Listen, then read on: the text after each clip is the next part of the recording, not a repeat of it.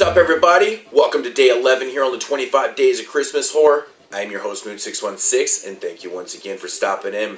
Alrighty, so day 11 has brought me a film I've watched before, but definitely needed to revisit, and it goes by the title of Bloody Christmas.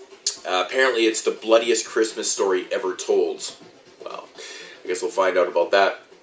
Alrighty, so this one has an interesting plot to it. It basically centers around three different characters on a collision course. The first character is an out-of-work, kind of like an ex-action movie star. He's basically playing Santa Claus now. He's down on his luck. Just tired of everything in the world. He's so sick of all the consumerism that's happening in the world.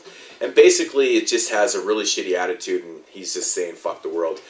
He's hell-bent on, he keeps having these visions of, like, killing everybody because he's just fucking pissed off at the world. So he's, like, completely down on his luck, and it's, Christmas Eve, and things are not going well for him, getting laid off from his job at this local access TV center and stuff. And then you got this fucking priest that is basically hell-bent on putting Christ back into Christmas. So he has his own set of agendas throughout the film.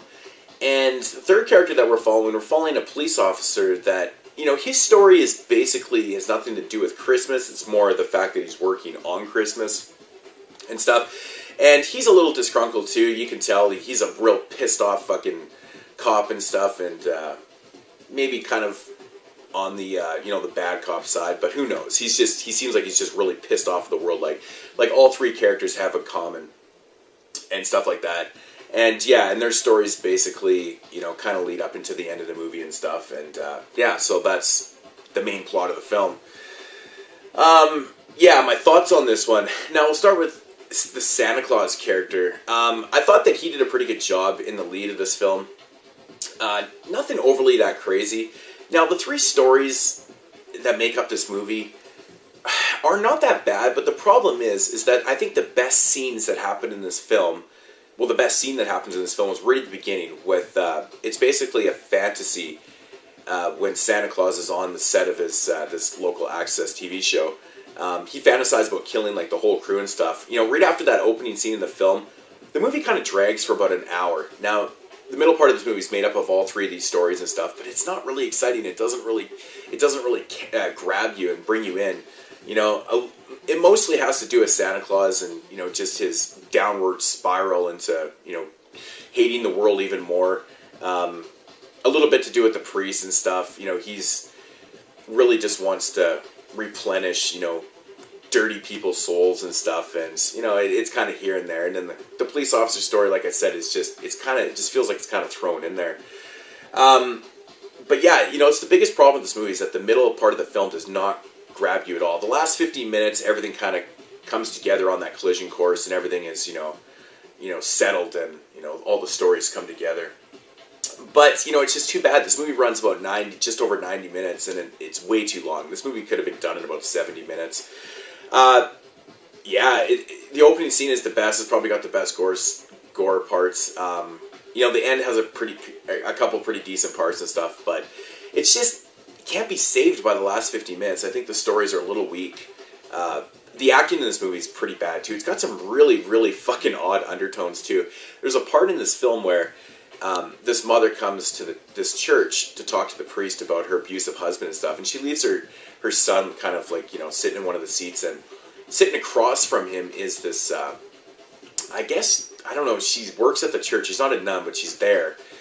And she starts, I don't know if the kid's fantasizing. It doesn't really say if he's fantasizing or if she's actually doing this, but she starts kind of like hitting on him and stuff. And the thing is that she's older. Like, this kid's probably like 10, 11 years old, and she's like in her 20s or something, so it's got some weird fucking undertone. She's rubbing her legs and licking her lips and shit. It just seems really out of place and stuff.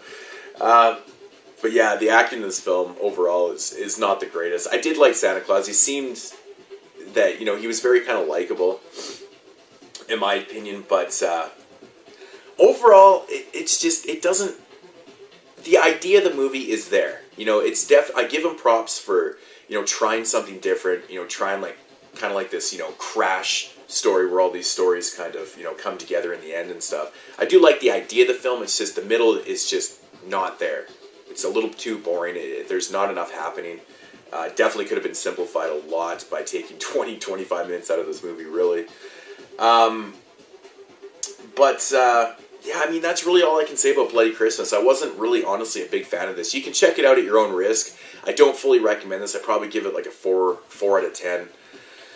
To be honest, the middle dragged way too much for me. Good opening scene, good end of the film, I thought. Decent performances, but that's really about it. Too long. So yeah, so Bloody Christmas, it is not the bloodiest Christmas story ever told, in my opinion. So, you know, check this one out at your own risk. If you can find it for dirt cheap, it's definitely worth the checkout. Who knows, you might like it a little more than I did. So, anyways, day 11 for the 25 Days of Christmas Horror, Bloody Christmas. I'm your host, Moon616. Thank you for watching and commenting. Peace out, homies.